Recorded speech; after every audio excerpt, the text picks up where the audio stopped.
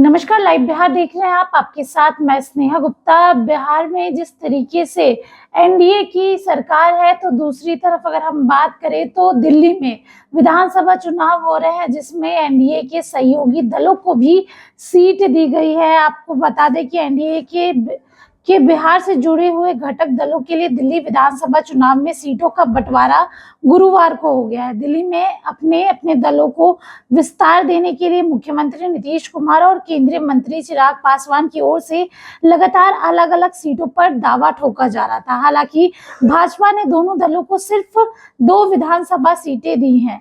70 विधानसभा सीटों वाली दिल्ली में कुल अगर हम बात करें तो 68 सीटों पर बीजेपी ने अपने उम्मीदवार तय किए, वहीं 2 सीट सहयोगी दलों के लिए छोड़ दी है। इसमें से 1 सीट बुढ़ारी की जेडीयू के लिए और देवरिया जो कि एससी से आती है, वो सीट लोजपा आर के लिए खाते में गई है। हालांकि केंद्रीय मंत्री जीतन राम मांझी की पार्टी हिंदुस्तानी अवाम मोर्चा को 1 भी सीट नहीं मिली है। बता दें कि पिछली बार 2020 के विधानसभा चुनाव में जेडीयू ने एनडीए में रहकर चुनाव लड़ा था और जेडीयू को केवल 2 सीटें पिछली बार मिली थी, लेकिन पार्टी के उम्मीदवार दोनों सीटों पर चुनाव हार गए थे।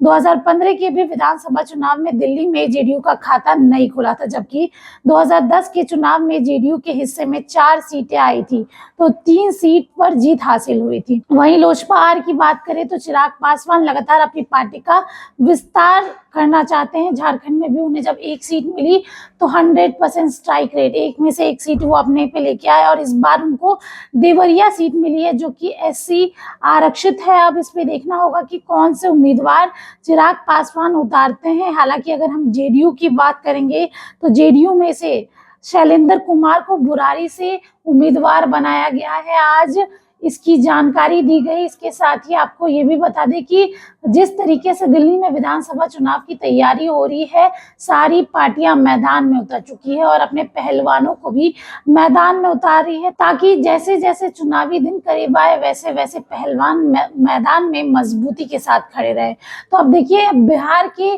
जो घटक दल हैं, अगर एनडीए की अगर हम बात करें, हम हो गई, या फिर बात करें लोक जनशक्ति पार्टी रामविलास, या तीसरी पार्टी की बात करें जेडीयू, जो कि काफी अहम भूमिका में बिहार में है एनडीए के साथ, उनको 1 सीट मिली है। चिराग पासवान की पार्टी यानी कि लोक जनशक्ति पार्टी रामविलास को 1 सीट मिली है और अब इस पर तैयारी शुरू होने वाली है। पुख्ता तैयारी की जाएगी ताकि जो पहलवान मैदान में उतरेंगे उनको जीत हासिल हो। बीजेपी भी पूरी तैयारी के साथ अपने कैंडिडेट्स को उतार रही है और ये जिस तरीके से बिहार विधानसभा की भी तैयारी एक तरफ चल रही है, तो दूसरी तरफ दिल्ली विधानसभा अब चरम सीमा पे है। अब देखना होगा आगे क्या कुछ होता है। आप बनी रहिए हमारे साथ, तब तक के लिए बहुत बहुत शुक्रिया। बिहार बोर्ड 10वीं 12वीं परीक्षा की डेट शीट आ गई है। क्या आपकी तैयारी अभी अधूरी है? घबराने की कोई जरूरत नहीं। आ गया है read and pass, quick reviser crash course book, जो दे आपको परीक्षा के लिए वीवीआई प्रश्नों की अल्प समय में बेहतर तैयारी। प्रकाशक भारतीय भवन, खजांची रोड, पटना।